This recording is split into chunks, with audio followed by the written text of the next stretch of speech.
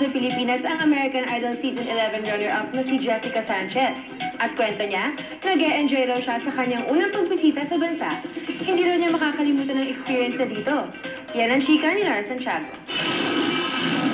Mahal ko kayo, and salamat, and mabuhay. Ilan lamang ito sa mga salitang Pilipino na natutunan ni American Idol runner-up Jessica Sanchez at gusto raw niyang madagdagan pa ito. Sobrang nai-enjoy raw ni Jessica ang unang pagbisita niya sa Pilipinas at isa raw ito sa mga karanasang hindi niya makakalimutan. Everything it's been great.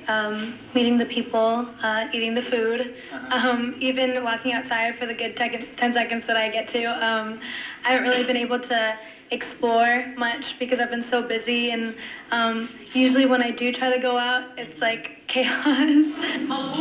Kahit alam ni Jessica na may mga tagahanga siya sa Pilipinas, iba pa rin daw ang naramdaman niya nang dumating siya rito. Hindi raw niya akalaing napakalaki ng kanyang pangalan sa mga Pilipino. Dito rin sa Pilipinas niya naranasan ang magkaroon ng endorsement sa unang pagkakataon. Nakita na raw niya ang billboard niya sa EDSA at tuwang-tuwa siya rito. I mean, the billboards here are massive. The size of my shoe on the billboard is the size of a jeepney. So I mean, it's insane, but I mean it's so cool. And my mom, she took a picture of it the first time I saw it. She took a picture of it.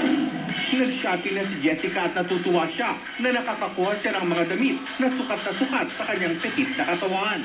Kaya naman marami raw siyang damit na iuwi sa Amerika mula sa Pilipinas. Ilang araw pang mananatili sa bansa si Jessica bago siya bumalik sa Los Angeles, California, kung saan naghihintay na matapos ang kanyang unang album. At kung may awitin man daw na gusto niyang ihandog sa kanyang Filipino fans, The Prayer by Celine Dion. I love that song. I've always loved that song. It means a lot to me, and I think the message goes completely with how I feel about the Philippines. Lara Santiago, updated sa Showbiz Happening.